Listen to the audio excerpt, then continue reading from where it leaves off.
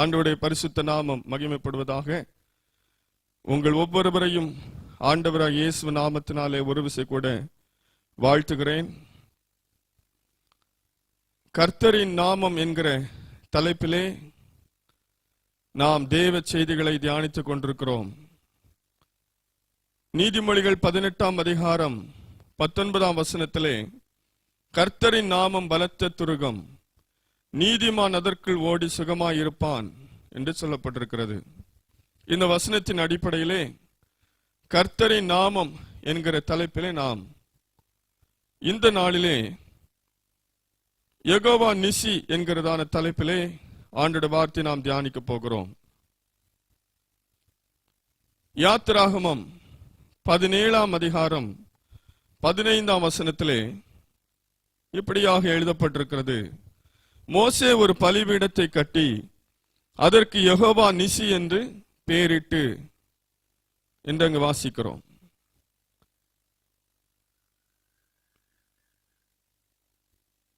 மோசே ஒரு பலிபீடத்தை கட்டி அதற்கு யெகோவா நிசி என்று பெயரிட்டான். யெகோவா நிசி என்றால் நமது கொடியாகிய கர்த்தர் என்று பொருள். கொடி என்பது ஜெயக்கொடியை குறிக்கிறது. யெகோவா நிசி என்றால் நமக்கு ஜெயம் தருகிற கர்த்தர், நமது கொடியாகிய கர்த்தர். மோசே இந்த பலிபீடத்திற்கு அந்த பெயரிடுவதற்கு என்ன காரணம் என்று நாம் வேதத்திலே பார்க்கும் பொழுது, யாத்திராகமம் 17ஆம் அதிகாரத்திலே 8வது வசனத்திலிருந்து 16ஆம் வசனம் வரைக்கும் வாசிக்கும் பொழுது அங்கே நடந்த சம்பவத்தை நாம் புரிந்து கொள்ள முடியும். இஸ்ரவேல் ஜனங்கள் எகிப்திலிருந்து அவர்கள் திரும்பி வரும் பொழுது அவர்கள் சந்தித்த முதல் யுத்தம். இஸ்ரவேல் ஜனங்கள் எகிப்திலே அவர்கள் 430 வருஷம் அடிமைகளாக இருந்தார்கள். அங்கிருந்து கர்த்தர் அவர்களை விடுதலையாக்கி கொண்டு வந்தார். அப்பொழுது அவர்கள் செய்த முதல் யுத்தம் இதுதான். அமலேக்கியர் வந்து இஸ்ரவேல் ஜனங்களோடு யுத்தம் பண்ணினார்கள் என்று நாம் அங்கே வாசிக்கிறோம். ஆகவே மோசே யோசுவாவை அழைத்து மனிதரை தெரிந்து கொண்டு புறப்பட்டு அமலேக்கோடு யுத்தம் பண்ணு என்று அங்கே சொல்லி அந்த யுத்தத்தை ஆரம்பிக்கிறார்கள். மோசேயும் ஆரோனும் ஊரும் மலை உச்சிக்கு கடந்து போகிறார்கள்.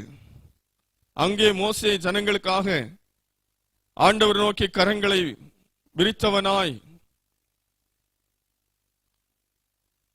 தேவனை நோக்கி அவன் தன் கரங்களை ஏறெடுத்து ஜனங்களுக்காக நின்று கொண்டிருக்கிறான். யோசுவா ஜனங்களை அழைத்துக் கொண்டு போய் அமலேக்கோடு யுத்தம் பண்ணி கொண்டிருக்கிறான். அந்த யுத்தத்தில் ஒரு பெரிய வெற்றியை தேவன் இஸ்ரவேல் ஜனங்களுக்கு கொடுத்தார். இஸ்ரவேல் ஜனங்கள் செய்த முதல் யுத்தம். அவர்களுக்கு யுத்தத்தை குறித்த பழக்கம் இல்லை, யுத்தத்தை குறித்த பயிற்சி இல்லை. ஆனாலும் அந்த முதல் யுத்தத்திலே ஆண்டவர் மிகப்பெரிய வெற்றியை கொடுத்தார்.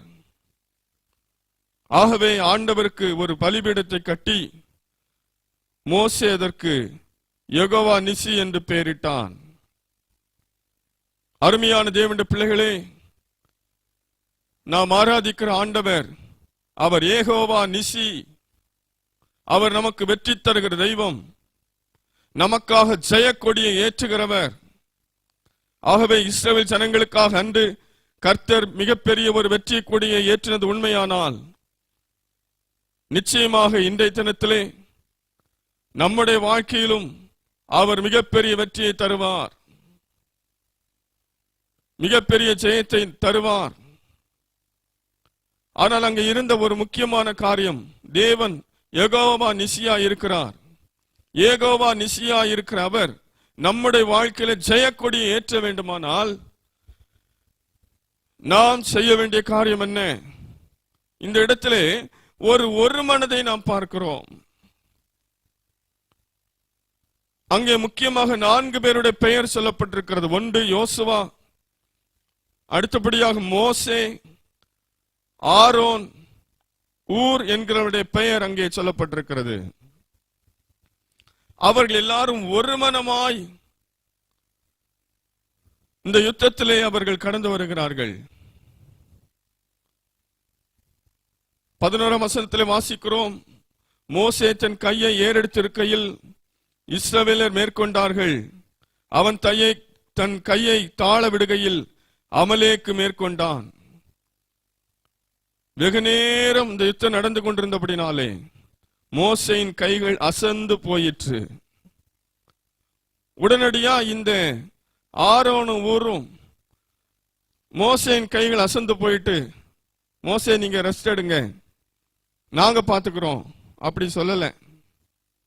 இந்த அநேகர் அப்படிப்பட்ட ஒரு எதிர்பார்ப்புல தான் இருக்கிறாங்க. அது ஒரு மனம் அல்ல. ஒரு மனம் என்று சொல்வது அதிலே தாங்கி நிற்பது. இங்கே மோசேயின் கைகள் அசந்த பொழுது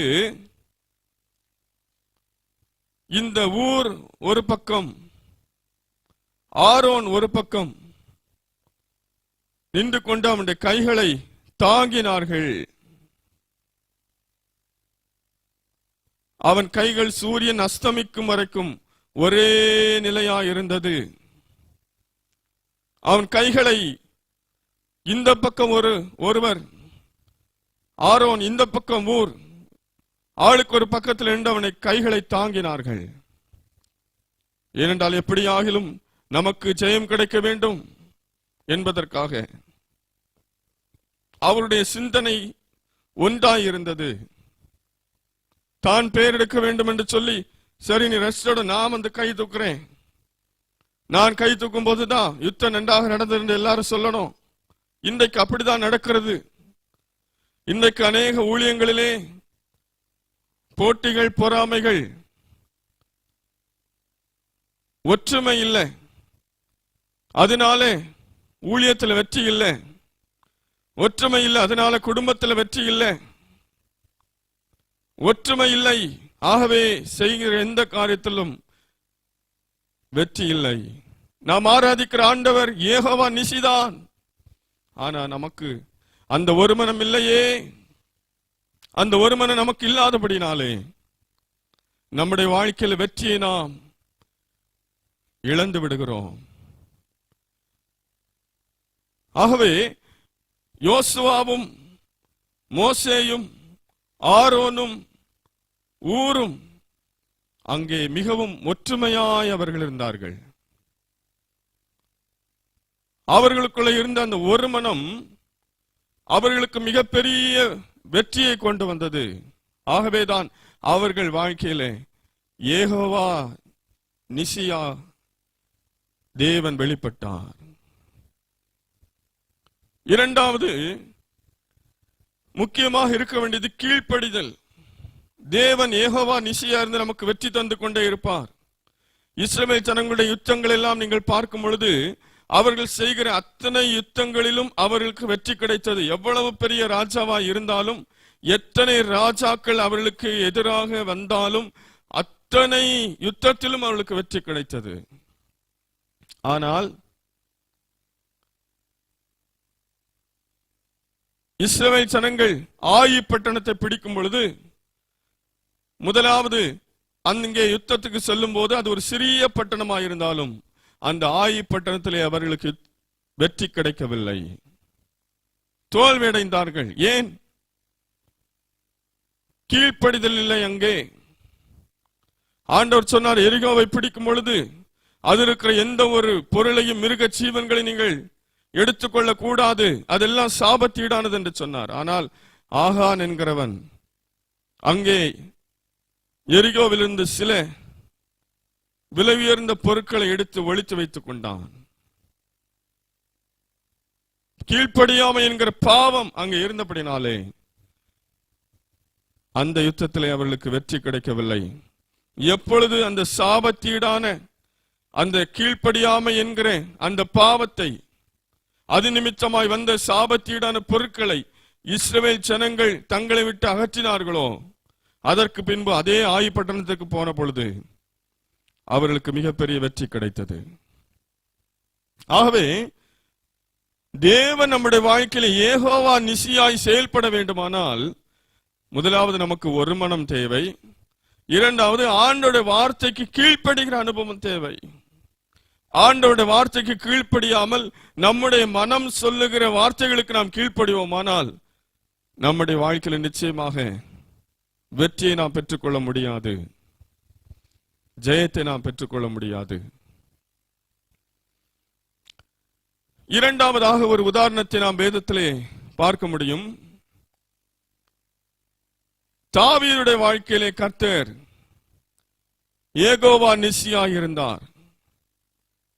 இஸ்ரவேல் ஜனங்கள் வனாந்தர யாத்திரையிலே ஏராளமான யுத்தங்களை சந்தித்தது போல தாவீதும் ஏராளமான யுத்தங்களை சந்தித்தான்.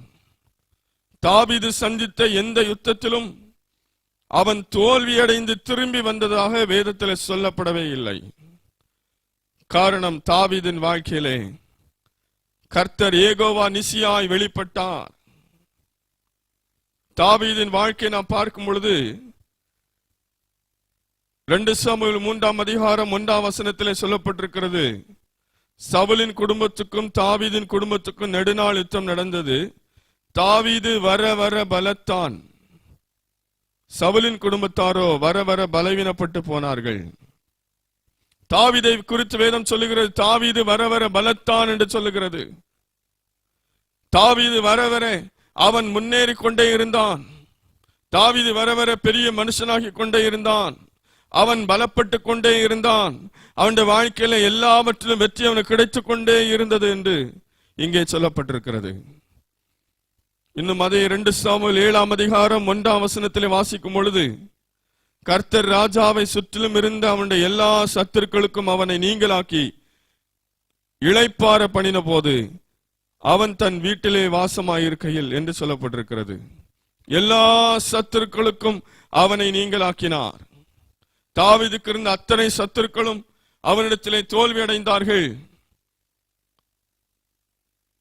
இன்னும் 2 சாமுவேல் 8ஆம் அதிகாரத்திலே 6ஆம் வசனத்திலே வாசிக்கிறோம்,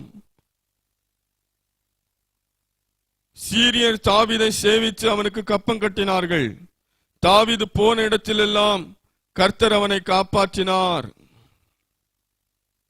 என்னங்க வாசிக்கிறோம், தாவீது போன இடத்திலெல்லாம் கர்த்தர் அவனை காப்பாற்றினார் என்றால், தாவீது போன இடத்திலெல்லாம் கர்த்தர் அவனுக்கு ஜெயத்தை கொடுத்தார். அருமையான தேவனுடைய பிள்ளைகளே, தாவீதின் வாழ்க்கையில கர்த்தர் யெகோவா நிசியாய் இருந்தார். தாவீதின் வாழ்க்கையில கர்த்தர் யெகோவா நிசியாய் இருப்பதற்கு காரணம் என்ன? தாவீது ஆண்டவருடைய இருதயத்துக்கு ஏற்றவன் என்று வேதத்தில் நாம் வாசிக்கிறோம். தாவீது ஆண்டவருடைய இருதயத்துக்கு ஏற்றவனாய் இருந்து ஆண்டவருடைய இருதயத்துக்கு ஏற்ற காரியத்தை அவன் செய்து கொண்டிருந்தபடினாலே தாவீதின் வாழ்க்கையில கர்த்தர் யெகோவா நிசியாய் இருந்தார்.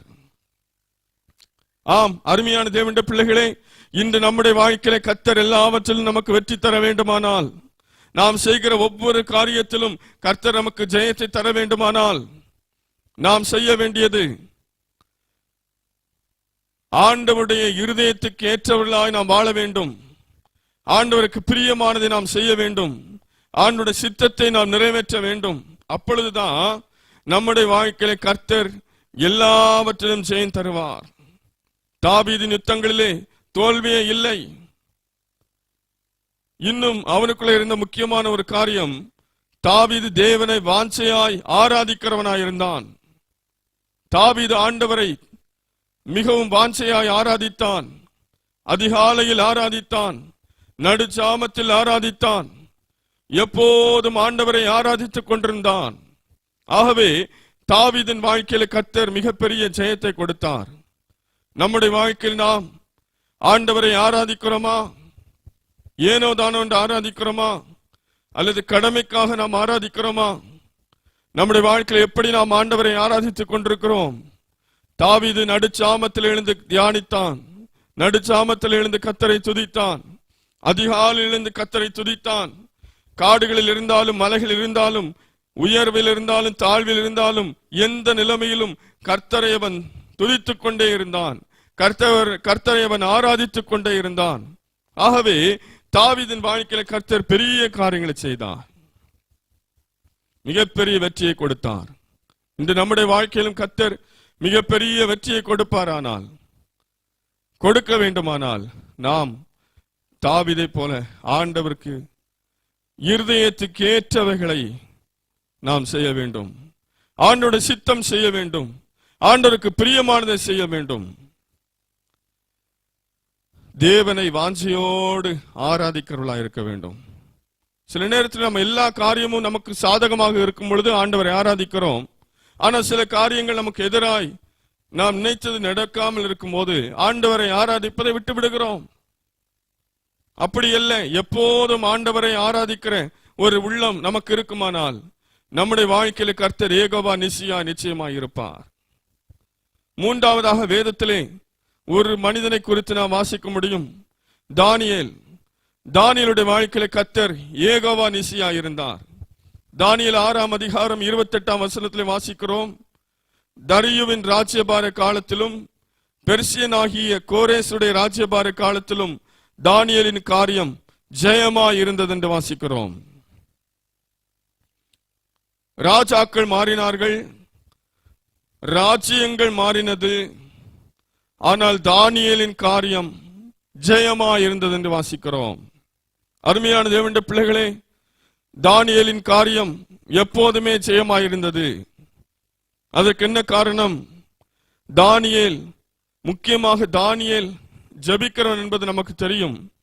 ஆனால் தானியேலை குறித்து முதலாவது வேதத்தில் மிகவும் முக்கியப்படுத்தி சொல்லப்பட்டிருக்கிற ஒரு காரியம், தானியேல் தன்னை பரிசுத்தமாய் காத்துக் கொள்ளுகிறவன்.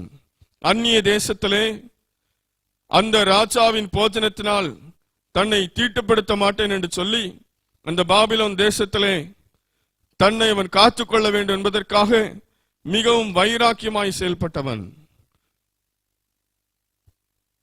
தான் தீட்டுப்பட்டு விடக் கூடாது, தன்னுடைய பரிசுத்த ஜீவியம் கட்டுவிடக் கூடாது, ஆண்டவருக்கு பிரியமில்லாத காரியத்தை நாம் செய்துவிடக் கூடாது என்பதிலே தாவீது மிகவும் கவனமாயிருந்தான்.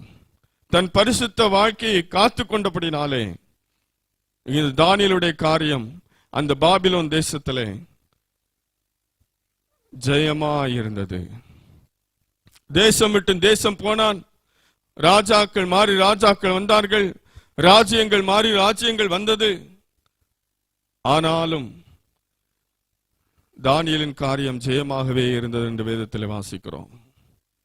நாம் நம்முடைய பரிசுத்த வாழ்க்கையை காத்துக்கொண்டால், நாம் பரிசுத்தமாய் வாழ்வதிலே கவனமுள்ளவர்களாய் இருந்தால், நம்முடைய வாழ்க்கையிலே எல்லாவற்றையும் தேவன் ஜெயமாக மாற்றுவார். இந்த அநேகர் நம்முடைய பரிசுத்த வாழ்க்கை குறித்து எந்த ஒரு அக்கறையும் இல்லாமல் காணப்படுகிறோம்.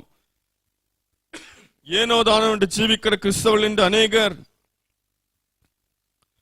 தங்கள் சுய லாபத்திற்காக, தங்கள் பிரயோஜனத்திற்காக இந்த அநேகர் பரிசுத்த ஜீவியத்தை விட்டு விடுவது உண்டு.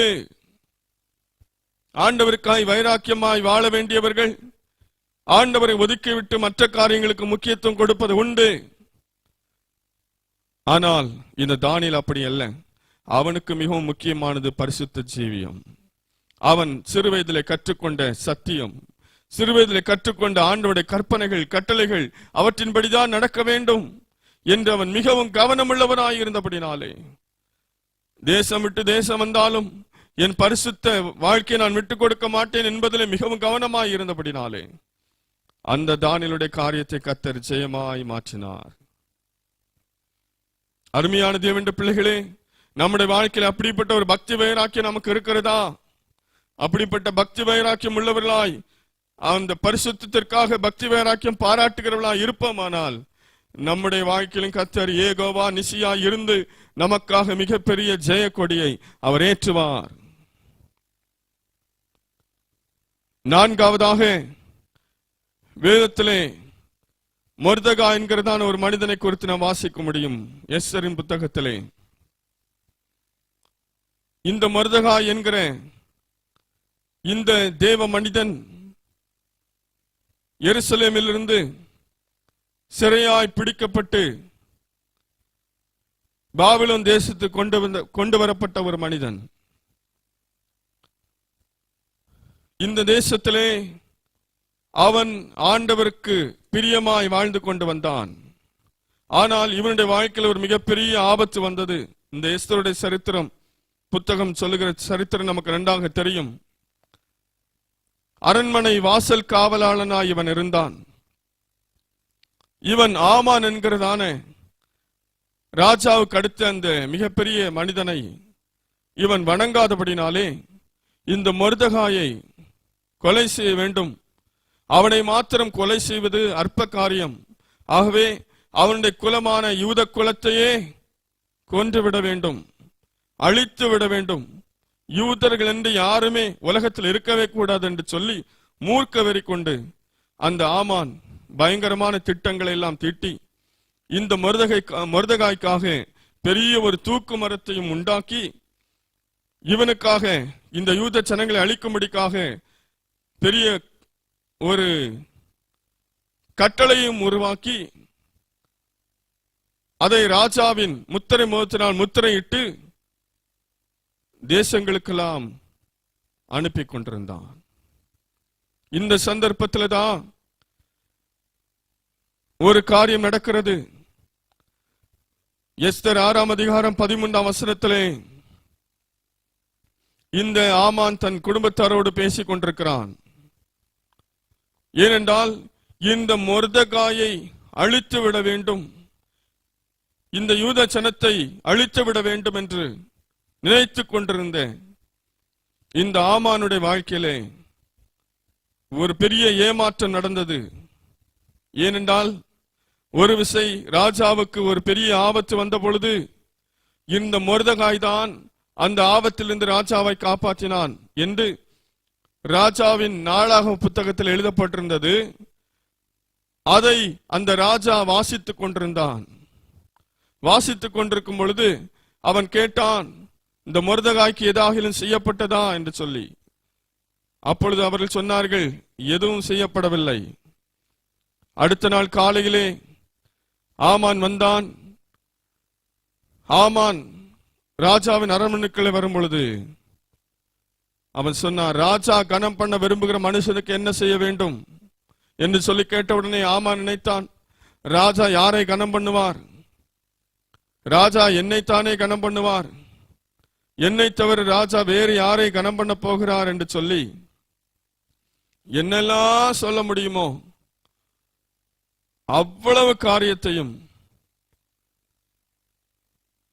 இந்த ராஜாவினிடத்தில் இவன் சொன்னான். என்னையதான் ராஜா கனம் பண்ண போறார் நினைச்சிட்டு எல்லாத்தையும் அவன் சொன்னான். என்ன சொன்னா? ராஜாவை நோக்கி, ராஜா கனம் பண்ண விரும்புகிற மனுஷனுக்கு செய்ய வேண்டியது என்னவென்றால், ராஜா உடுத்திக் கொள்ளுகிற ராஜ வஸ்திரமும் ராஜா ஏறுகிற குதிரையும் அவர் சிரசிலே தரிக்கப்படும் ராஜ முடியும் கொண்டு வரப்பட வேண்டும்.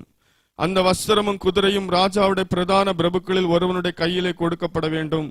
ராஜா கனம் பண்ண விரும்புகிற மனுஷனை அலங்கரித்த பின் அவனை குதிரையின் மேல் ஏற்றி நகர வீதியில் உலாவும்படி செய்து, ராஜா கனம் பண்ண விரும்புகிற மனுஷனுக்கு இப்படி செய்யப்படும் என்று அவனுக்கு முன்பாக கூறப்பட வேண்டும் என்றான்.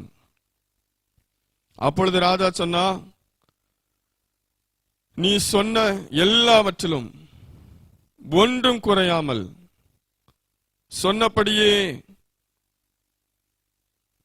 அந்த மொர்தெகாய் அரண்மனை வாசல் உட்கார்ந்து இருக்கிற யூதனாகிய மொர்தெகாய்க்கு அந்த பிரகாரம் செய் என்று சொன்னான். இதை கேட்டவுடனே அவனுக்கு ஒன்றும் செய்ய முடியவில்லை.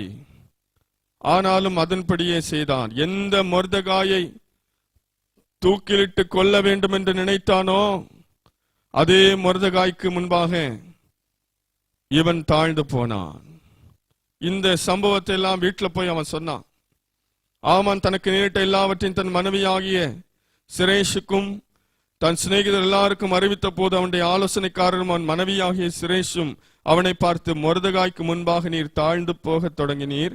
அவன் யூத குலமானால் நீர் அவனை மேற்கொள்ளாமல் அவனுக்கு முன்பாக தாழ்ந்து போவது நிச்சயம் என்றார்கள். என்ன அங்கே? யூத குலமானால் நீர் அவனை மேற்கொள்ளாமல் அவனுக்கு முன்பாக தாழ்ந்து போவது நிச்சயம் என்றவர்கள் சொன்னார்கள். யூதா என்றால் துதி என்ற அர்த்தம். ஆமேன். துதிக்கிற தேவனுடைய பிள்ளைக்கு முன்பாக எந்த ஒரு சத்துருவும் நிற்க முடியாது. இங்கே மொர்தெகாயுடைய வாழ்க்கையிலே அவனுடைய வாழ்க்கையில மிகப்பெரிய வெற்றி கிடைச்சது காரணம் என்ன? துதி. அவன் துதிக்கிறவன். துதி எங்கே இருக்கிறதோ அங்கே வெற்றி நிச்சயம். வேதத்திலே அநேக இடத்துல நாம் வாசிக்கிறோம். ஆகவே அருமையான தேவனுடைய பிள்ளையே, உன் வாழ்க்கையில கர்த்தர் யெகோவா நிசியாய் வெளிப்பட வேண்டுமானால், கர்த்தர் உனக்காக ஜெயக்கொடி ஏற்ற வேண்டுமானால், நீ செய்ய வேண்டியது கர்த்தரை துதி. ஆமென். யெகோவா நிசி என்றால் நமது கொடியாகிய கர்த்தர். கர்த்தரை துதி. துதிக்கும் பொழுது நிச்சயமாக வெற்றி உண்டு. அதை தாவீதின் வாழ்க்கையில் நம்ம பார்த்தோம். அது மாத்திரமல்ல, இந்த மொர்தெகாயை குறித்து ஒரு முக்கியமான காரியத்தை நான் உங்களுக்கு சொல்ல வேண்டும். இந்த மொர்தெகாயை குறித்து நாம் இன்னும் வாசிக்கும் பொழுது அவனுடைய காரியம் எப்படி ஜெயமாயிருந்தது இங்கே வாசிக்கிறோம். முதல் அடி ஆமானுக்கு விழுந்து விட்டது. இரண்டாவது, எஸ்தர் 8ஆம் அதிகாரம் 15ஆம் வசனத்தில் வாசிக்கும் பொழுது இதெல்லாம் நடந்த பின்பு அங்கே ஒரு வசனம் எழுதப்பட்டிருக்கு. அப்பொழுது மொர்தெகாய் இளநீலமும் வெள்ளையுமான ராஜ வஸ்திரமும் பெரிய பொன்முடியும் பட்டும் இரத்தாம்பரமும் அணிந்தவனாய் ராஜாவினிடத்திலிருந்து புறப்பட்டான். சூசான் நகரம் ஆர்ப்பரித்து மகிழ்ந்திருந்தது. கலங்கிக் கொண்டிருந்த சூசான் நகரத்திற்கு இப்பொழுது மிகப்பெரிய மகிழ்ச்சி கிடைத்தது. அரண்மனை வாசலிலே சாதாரண காவலாளனாய் நின்று கொண்டிருந்த மொர்தெகாயின் வாழ்க்கை இப்பொழுது ராஜாவுக்கு முன்பாக நிற்கிற ஒரு மிகப்பெரிய ஸ்லாக்கியம் கிடைத்தது. பொன்முடி அணிந்தவனாய் இரத்தாம்பரம் அணிந்தவனாய் ராஜ சமூகத்திலிருந்து புறப்பட்டான். அதனாலே சூசான் நகரம் ஆர்ப்பரித்து மகிழ்ந்தது. இன்னும் அதை அடுத்த அதிகாரத்தில் அவனை குறித்து வாசிக்கும் பொழுது மொர்தெகாய் ராஜாவின் அரண்மனையில் பெரியவனாயிருந்தான். அவனுடைய கீர்த்தி எல்லா நாடுகளிலும் பிரசித்தமாயிற்று. இந்த மொர்தெகாய் என்பவன் மென்மேலும் பெரியவனானான். அருமையான் தேவனுடைய பிள்ளையே, சாதாரண ஒரு வாசல் காவலாளன், சாதாரண ஒரு வாட்ச்மேன் அல்லது ஒரு செக்யூரிட்டி இப்போ அரண்மனையில் ராஜாவுக்கு அடுத்தபடியாக ஒரு பெரிய ஒரு மனுஷனாய் மாறிவிட்டான். இதற்கு காரணம் என்ன? அவனுடைய படிப்பல்ல, அவனுடைய திறமை அல்ல, அவனுடைய உண்மையான அந்த வாழ்க்கை. இன்னும் அந்த மொர்தெகாயை குறித்து வாசிக்கும் பொழுது எஸ்தர் 2ஆம் அதிகாரத்திலே 5, 6, 7 ஆகிய வசனங்களை வாசிக்கும் பொழுது ஒரு காரியத்தை நாம் புரிந்து கொள்ள முடியும். அப்பொழுது சூசான் அரண்மனையிலே பென்யமீனாகிய கீசின் குமாரன் சீமேயினுடைய மகனாகிய யாவீரின் குமாரன் மொர்தெகாய் என்னும் பேருள்ள ஒரு யூதன் இருந்தான். அவன் பாபிலோன் ராஜாவாகிய நேபுகாத்நேச்சார் யூதாவின் ராஜாவாகிய எகோனியாவை பிடித்து கொண்டு போகிற போது அவனோட கூட எருசலேமில் இருந்து பிடித்து கொண்டு போகப்பட்டவர்களில் ஒருவனாயிருந்தான். அவன் சிறிய தகப்பன் குமாரத்தியாகிய எஸ்தர் என்னும் அத்சாளை வளர்த்தான். அவளுக்கு தாய் தகப்பன் இல்லை. அந்த பெண் ரூபவதியும் சௌந்தரியம் உடையவளுமாயிருந்தாள். அவள் தகப்பனும் அவள் தாயும் மரணமடைந்த போது மொர்தெகாய் அவளை தன் குமாரத்தியாக எடுத்துக்கொண்டான். இந்த மொர்தெகாயுடைய வாழ்க்கையில மிகப்பெரிய வெற்றிக்கு இன்னொரு காரணம், அவன் பராமரிக்கிற ஒரு குணாதிசயம் உடையவனாயிருந்தான். ஆதரவற்றவர்களை பராமரிக்கிறவனாயிருந்தான். இந்த எஸ்தர் யார்? மொர்தெகாயின் சொந்த குமாரத்தி அல்ல, மொர்தெகாயுடைய சிறிய தகப்பனுடைய மகள். இந்த எஸ்தர் அவனுக்கு ஒரு சகோதரி முறை வரும். ஆனா ஒரு சகோதரியா பார்க்காம அந்த எஸ்தரை தன் பிள்ளையாக வளர்த்து வந்தான். சகோதரியாக பார்ப்பதற்கும் பிள்ளையாய் பார்ப்பதற்கும் வித்தியாசம் உண்டு. ஒரு குறிப்பிட்ட வருடம் வரும் பொழுது சகோதரர்களுடைய பாசம் கூட தணிந்து போகும். ஆனா இந்த உலகத்துல ஒரு மனிதன் அதிகமாக நேசிப்பது தன்னுடைய பிள்ளைகளே தான் இருக்கும். பிள்ளைகளை தான் ஒரு மனிதன் அதிகமாக நேசிக்கிறான். ஆகவே இந்த தாய் தகப்பன் இல்லாத இந்த எஸ்தருக்கு மிகப்பெரிய ஒரு அன்பு காட்டி இந்த எஸ்தரை ஒரு தகப்பனை போல இருந்து வளர்த்து தன்னுடைய குழந்தையை போல இந்த எஸ்தரை வளர்த்தான். அவனுடைய அந்த தகப்பன் ஸ்தானத்திலே வெளிப்பட்ட அந்த பராமரிப்பு, அந்த அன்பு மிகவும் நேர்த்தியாக அந்த எஸ்தரை வளர்த்தான். ஏனோதான் என்று வளர்க்கவில்லை. இன்று சிலர் அநேகரை வளர்ப்பார்கள், ஆனா பிள்ளையை போல வளர்ப்பதில்லை. ஏதோ சில உதவி செய்வாங்க. ஆனா இந்த மொர்தெகாயுடைய அந்த குணாதிசயம் மிகவும் அளவு கடந்த ஒரு அன்பும் ஒரு பொறுப்பும் உள்ளவனாய், யார் பெற்ற பிள்ளையோ என்று நினைக்காமல் தான் பெற்ற பிள்ளையை போல அவளை வளர்த்து கொண்டு வந்தான். அப்படிப்பட்ட ஒரு குணாதிசயம் நிறைந்த இந்த மொர்தெகாயுடைய வாழ்க்கையிலே கர்த்தர் யெகோவா நிசியா இருந்தார். ஆம், அருமையான தேவனுடைய பிள்ளைகளே, நாம் துதிக்கிறவர்களாய் மாத்திரமல்ல, மற்றவர்கள் மீது உண்மையான அன்பும் கரிசனையும் உள்ளவர்களாய் இருக்கும் பொழுது நம்முடைய வாழ்க்கையில் எல்லாவற்றையும் கர்த்தர் ஜெயமாக மாற்றுவார். அப்போஸ்தலனாகிய பவுலை குறித்து வாசிக்கும் பொழுது பவுலுடைய வாழ்க்கையில கர்த்தர் எப்படி வெளிப்பட்டார்? 2 கொரிந்தியர் 2ஆம் அதிகாரம் 14ஆம் வசனத்திலே சொல்லப்பட்டிருக்கிறது, கிறிஸ்துவுக்குள் எப்பொழுதும் எங்களை வெற்றி சிறக்க பண்ணி எல்லா இடங்களிலேயும் எங்களை கொண்டு அவரை அறிகிற அறிவின் வாசனை வெளிப்படுத்துகிற தேவனுக்கு ஸ்தோத்திரம். கிறிஸ்துவுக்குள் எப்பொழுதும் எங்களை வெற்றி சிறக்க பண்ணுகிற தெய்வம் தேவன் என்று அங்கே சொல்லப்பட்டிருக்கிறது. ஆகவே அப்போஸ்தலனுடைய வாழ்க்கையிலே, அப்போஸ்தலனாகிய பவுலுடைய வாழ்க்கையிலே கர்த்தர் யெகோவா நிசியா இருந்து அவன் போன இடத்திலெல்லாம் அவனுக்கு வெற்றியை கொடுத்து அவனுடைய ஊழிய பாதையில கர்த்தர் கூட இருந்து மிகப்பெரிய ஆத்ம அறுவடையை கர்த்தர் கொடுத்தான். ஆமீன். ஆகவே இவருடைய வாழ்க்கையில் எல்லாம் 5 உதாரணங்களை பார்த்திருக்கிறோம். இவர்களுடைய வாழ்க்கையில் எல்லாம் தேவன் யெகோவா நிசியா இருந்து அவர்கள் செய்கிற ஒவ்வொரு காரியத்திலும் தேவன் பெரிய வெற்றியை கொடுத்தார். அதே தேவனை தான் நாம் ஆராய்ச்சித்துக் கொண்டிருக்கிறோம். அந்த யெகோவா நிசியாகிய தெய்வம் நம்முடைய வாழ்க்கையிலும் வெற்றியை கொடுப்பார். ஆகவே இதில் நாம் என்ன செய்ய வேண்டும்? அந்த தேவனுடைய வெற்றியை சுதந்திரிக்க நாம் என்ன செய்ய வேண்டும் என்று சொல்லி தியானித்தோம். அதை நம்முடைய வாழ்க்கையில அனுபவமாக்கி கொள்ளும் பொழுது நம்முடைய வாழ்க்கையில நிச்சயமாய் ஜெயம் உண்டு. இந்த 5 சம்பவங்களிலும் நாம் கற்றுக்கொள்ள வேண்டிய ஒரு காரியம் உண்டு. இந்த 5 பேருடைய வாழ்க்கையிலும் தேவன் யெகோவா நிசியா வெளிப்படுவதற்கு 5 காரியத்திலும் ஒற்றுமையான ஒரு காரியம் உண்டு. நம்முடைய வாழ்க்கையில தேவன் ஜெயக்கொடி ஏற்ற வேண்டுமானால் நமக்கு அந்த அனுபவம் நிச்சயமாய் தேவை. என்ன அனுபவம்? நமக்கு நாமே வாழாமல் இந்த தேசத்திலே திறப்பின் வாசல் நிற்கிறவர்களாக, தேசத்திற்காய் கதறுகிறவர்களாக, தேசத்திற்காக ஜெபிக்கிறவர்களாக, தேசத்திற்காக கண்ணீர் வடிக்கிறவர்களாக யார் இருக்கிறார்களோ அவர்களுடைய வாழ்க்கையிலே நிச்சயமாய் வெற்றி உண்டு. ஆகவே இந்த காரியம் மட்டும் இருந்தா போதாது, ஒரு மனம் மட்டும் இருந்தால் போதாது,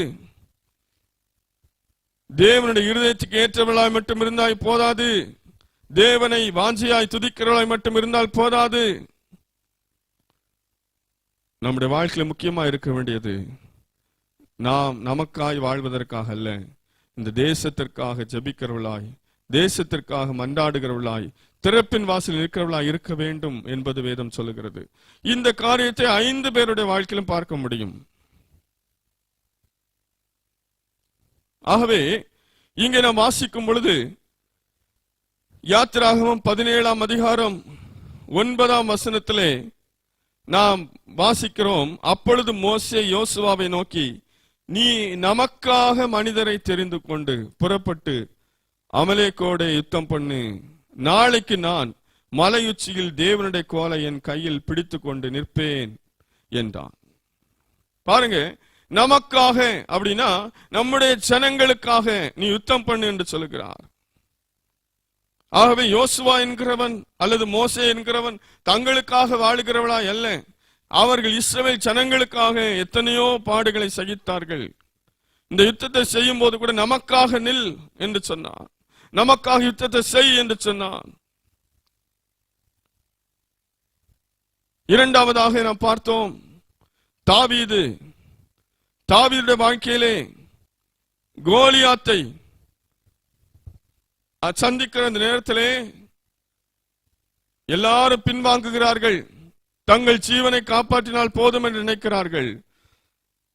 ஆனா தாவீது சொன்னான், ஜீவனுள்ள தேவனுடைய சேனைகளை நிந்திப்பதற்கு இவன் எம்மாத்திரம்? அந்த சேனைகளின் தேவனாகிய கர்த்தரை இவன் நிந்திப்பதற்கு எம்மாத்திரம்? ஆகவே நான் போகிறேன் என்று சொன்னான். தாவீது சென்றது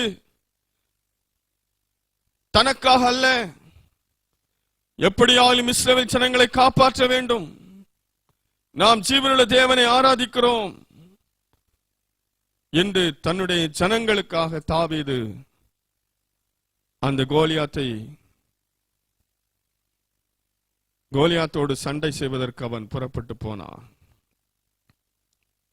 அவனுடைய வாழ்க்கையில் வெற்றியும் கிடைத்தது.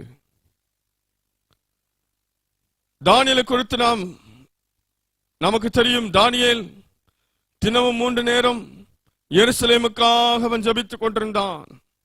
அந்த அந்நிய தேசத்திலே அவனுக்கு எல்லா வசதி வாய்ப்புகளும் இருந்தது. அரண்மனையிலே பெரிய மனிதனாயிருந்தான், பிரதானியாயிருந்தான். அப்படி இருந்தும் போதும் இது என்று நினைக்காமல், நான் எப்படி இருந்தாலும் என் தேசம் அழிந்து கொண்டிருக்கிறதே, என் தேசத்தின் ஜனங்கள் அழிந்து கொண்டிருக்கிறார்கள் என்று சொல்லி என் தேசம் மீண்டும் கட்டப்பட வேண்டும் என்பதற்காக அந்த தானியேல் ஒவ்வொரு நாளும் 3 வேளை ஜெபித்தான்.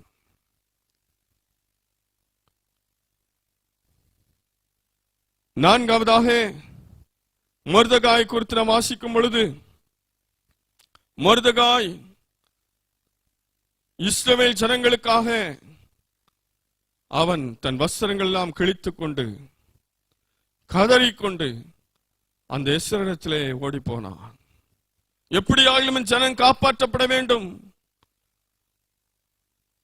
எஸ்தரை எச்சரித்தான், கண்டித்தான், கடினமாய் அவளிடத்தில் பேசினான். எதற்காக? ஜனங்களுக்காக அவன் தன் உயிரையே அர்ப்பணித்தான். பவுலை குறித்து நமக்கு தெரியும். பவுல் ஆண்டவருக்காக தியாகமாக ஊழியம் செய்தான். பட்டினியாயிருந்தான், பசியாயிருந்தான், வஸ்திரம் இல்லாதிருந்தான், அடிகளை பெற்றுக்கொண்டான். இதெல்லாம் நாம் வாசிக்கிறோம். எத்தனையோ முறை அடிக்கப்பட்டான், எவ்வளவோ பிரயாசப்பட்டான், கப்பர் சேதம் என்று சொல்லி அவனுடைய நிருபங்களிலே பவுல் சொல்லுகிறார். ஆகவே இவர்கள் 5 பேருக்குள்ளும் இருந்த காரியம், அவர்கள் தேசத்திற்காக நிற்கிறவர்களாக நின்றார்கள். ஆகவே அவருடைய வாழ்க்கையிலே தேவன் வெற்றியை கொடுத்தார், வெற்றி மேல் வெற்றியை கொடுத்தார். அருமையான தேவனுடைய பிள்ளைகளே, ஆகவே நாம் தேவனை அறிந்தவர்கள், ரட்சிக்கப்பட்டவர்கள், நாம் நமக்காக மட்டும் வாழ்ந்து கொண்டிருந்தால் நம்முடைய வாழ்க்கையிலே தொடர்ந்து வெற்றியை பெற்றுக் கொள்ள முடியாது. நம்முடைய வாழ்க்கை ஜெயமாய் மாற வேண்டுமானால் நாம் தேசத்திற்காக திறப்பில் நிற்கிறவர்களாய் நாம் காணப்பட வேண்டும். கடைசியாக ஒரு வசனத்தை நாம் வாசிக்கலாம். ஏசாயா 59 அதிகாரம் 19 வசனத்திலே, அப்பொழுது சூரியன் அஸ்தமிக்கும் திசை தொடங்கி கர்த்தரின் நாமத்துக்கும், சூரியன் உதிக்கும் திசை தொடங்கி அவருடைய மகிமைக்கும் பயப்படுவார்கள். வெள்ளம் போல் சத்துரு வரும்போது கர்த்தருடைய ஆவியானவர் அவனுக்கு விரோதமாய் கொடியேற்றுவார். ஆமேன். வெள்ளம் போல சத்துரு வந்தாலும் கர்த்தருடைய ஆவியானவர் அவனுக்கு விரோதமாய் கொடியேற்றுவார். நமக்காய் ஜெய கொடியேற்றுகிற கர்த்தர் உண்டு. ஆகவே நம்முடைய வாழ்க்கையில நாம் எந்த சூழ்நிலையிலும் நாம் கவலைப்பட வேண்டாம். எந்த போராட்டமான நிலைமையிலும் நாம் சோர்ந்து போக வேண்டாம், நாம் பயந்து போக வேண்டாம். எந்த சோதனையிலும் போராட்டத்திலும் வேதனையிலும் நமக்கு ஜெயம் உண்டு. நாம் ஆராதிக்கிற ஆண்டவர் யெகோவா நிசி. அந்த யெகோவா நிசி நம்முடைய வாழ்க்கையில வெற்றி தரும்படியாக இந்த 5 மனிதர்களைப் போல, இதுல வந்த 5 சம்பவங்களில் வாசித்த தேவ மனிதர்களைப் போல நம்மை அர்ப்பணிப்போமா? கண்களை மூடி நாம் ஆண்டோட சமூகத்தில் அர்ப்பணிப்போம். ஆண்டவரே, நீர் யெகோவா நிசியா இருக்கிறபடினாலே ஸ்தோத்திரம். எங்களுக்கு வெற்றி தருகிற தெய்வமா இருக்கிறபடினாலே ஸ்தோத்திரம். ஆண்டவர் நோக்கி பார்ப்போம். ஓ ஹல்லேலூயா. அப்பா உமக்கு நன்றி. ஆமென் ஆமென். ஹல்லேலூயா. ரிபகன சகனம ரிபிகனம ரபகன சகன ரபகனம. ஹல்லேலூயா. இயேசுவே.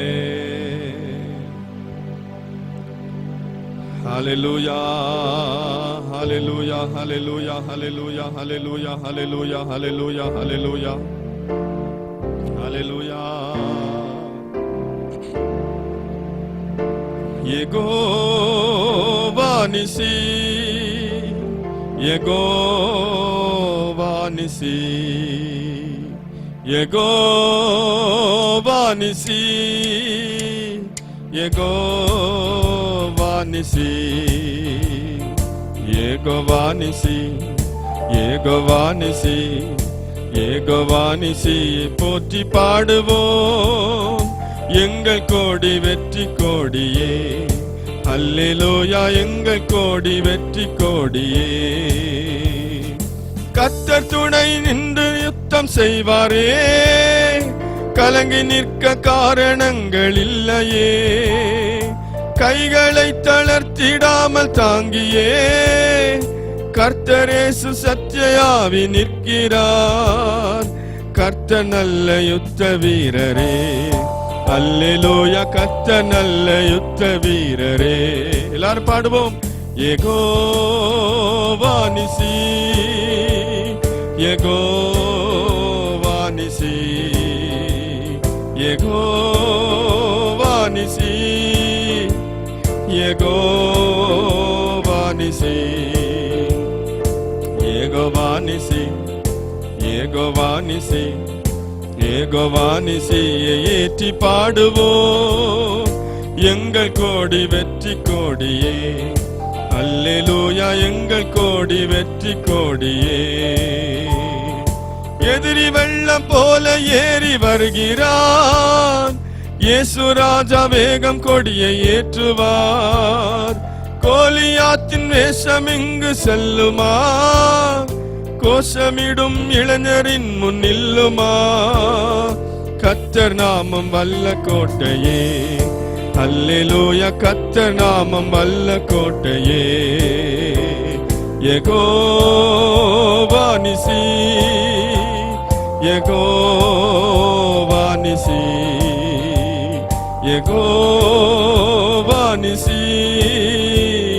யெகோவா நிசி. யெகோவா நிசி. யெகோவா நிசி. யெகோவா நிசியை ஏற்றி பாடுவோம். எங்கள் கோடி வெற்றி கோடியே. அல்லேலூயா. எங்கள் கோடி வெற்றி கோடியே. ஆவியில் நிறைந்து ஜெபம் செய்வோமே. ஆயுதங்கள் அணிந்து களம் செல்வோமே. ஆர்ப்பரித்தலங்க மதை வீழ்த்தியே ஆவிகளின் சேனைகளை வெல்வோமே. கொடிகளேந்தும் படைகள் அல்லவா? அல்லேலூயா. கொடிகளேந்தும் படைகள் அல்லவா? யெகோவா நிசி. யெகோவா நிசி. யெகோவா நிசி. யெகோவா நிசி. யெகோவா நிசி. யெகோவா நிசி. யெகோவா நிசியை போற்றி பாடுவோம். எங்கள் கோடி வெற்றி கோடியே. அல்லேலூயா. எங்கள் கோடி வெற்றி கோடியே. அல்லேலூயா. எங்கள் கோடி வெற்றி கோடியே. அல்லேலூயா. அல்லேலூயா எங்கள் கோடி வெற்றி கொடியே